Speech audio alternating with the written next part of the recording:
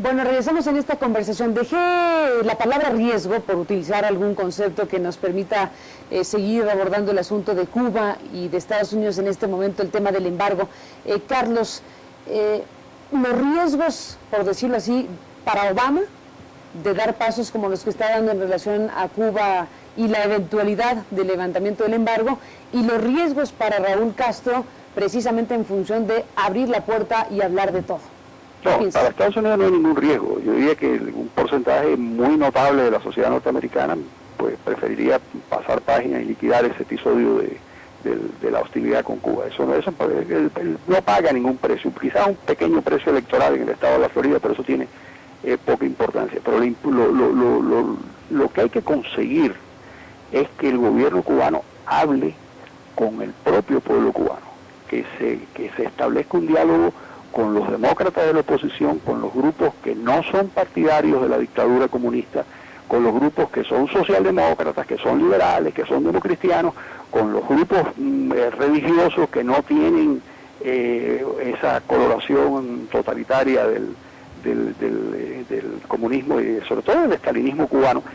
Ese es el diálogo que hace falta, el diálogo entre el gobierno cubano y el pueblo cubano. Cuando eso se ve, ahí se empieza pacíficamente, inteligentemente, a desmantelar un sistema que ya fracasó después de 50 años, que no tiene ningún sentido mantener. Ahora, la conversación entre los Estados Unidos y Cuba, pues no va a llegar tampoco a ninguna parte mientras no se introduzca en la ecuación a los demócratas de la oposición.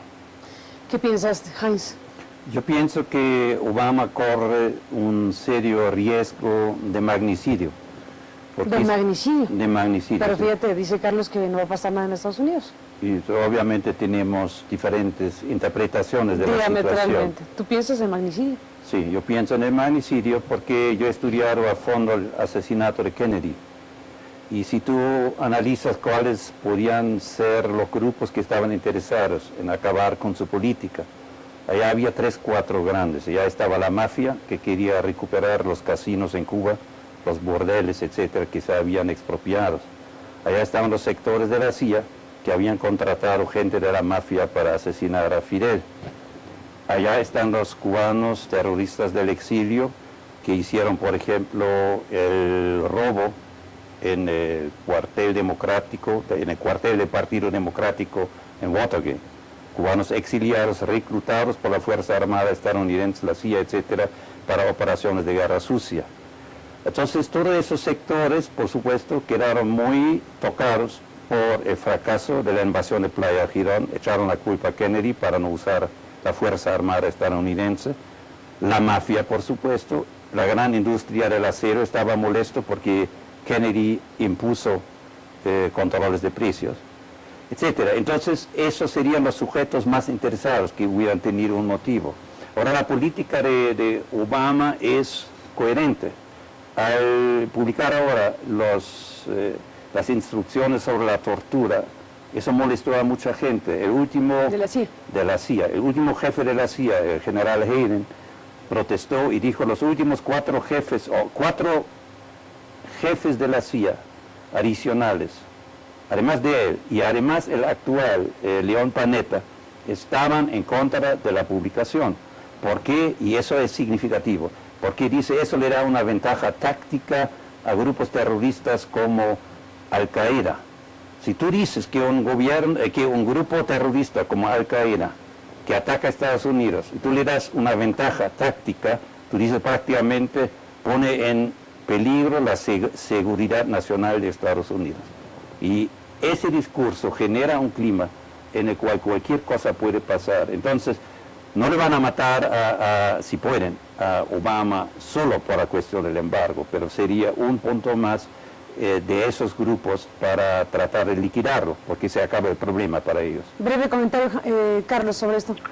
Y bueno, yo creo que realmente la posibilidad de que maten al presidente de los Estados Unidos pues, ha ocurrido 4 veces en la historia de los Estados Unidos. El último intento serio fue contra Reagan, no fue contra un presidente demócrata, ni mucho menos, sino a Reagan, que le dieron un balazo y fue un loco. Lo cierto es que todas esas teorías de las conspiraciones con relación a la muerte de Kennedy, que ya las hemos visto en cine y que han sido desmentidas 40 veces, lo cierto es que el asesino era un hombre simpatizante del gobierno cubano, el señor Lee Harvey Oswald, miembro del Comité pro el Justo Trato para Cuba, que fue a México para tratar desde México de irse a Cuba, y ese es el asesino. Ahora, si detrás de ese asesino procastrista que fue a la Unión Soviética, simpatizante de los comunistas, que había intentado antes matar a un general en los Estados Unidos, le había disparado a través de la ventana en su casa, si ese señor además estaba manejado por la CIA o estaba manejado por los dueños de los prostíbulos, que eso yo no lo sé. Ahora, el asesino, ese asesino, lo que era un simpatizante del gobierno cubano, y eso no hay nadie que pueda desmentirlo. Déjenme hacer una pausa, regresamos en la parte final. Bueno, nos vamos, Heinz, brevemente, ¿con qué terminamos? ¿Qué esperar para Cuba misma? Los riesgos de Castro también. Sí, yo he dicho que el modelo histórico de la Revolución Cubana, el socialismo del siglo XX, tiene que evolucionar.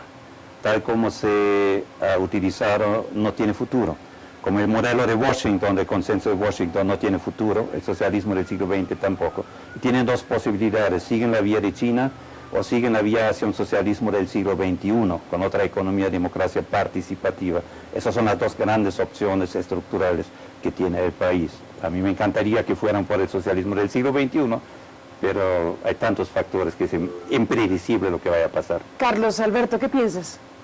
Yo creo que existe ese modelo del socialismo del siglo XXI, que el gobierno cubano evolucione hacia ese disparate que el señor Chávez ha convocado, que me parece que también pudiera ser que evolucionara como ocurrió con el comunismo nicaragüense, que lo que hizo fue convertirse en, es decir, dividir el poder entre el ejército controlado por el aparato sandinista y el poder civil, que pudo evolucionar hacia la democracia, como pasó con Violeta Chamorro. Eso pudiera también ser un modelo. Yo sé que hay gente dentro de Cuba que piensan que ese es un modelo que pudiera funcionar. Yo espero que lo que ocurra en Cuba sea lo que ocurrió en Europa del Este, es decir, que se amplíen los márgenes de participación y que por el procedimiento democrático se consiga desmantelar ese régimen estalinista que tanto daño le ha hecho a los cubanos.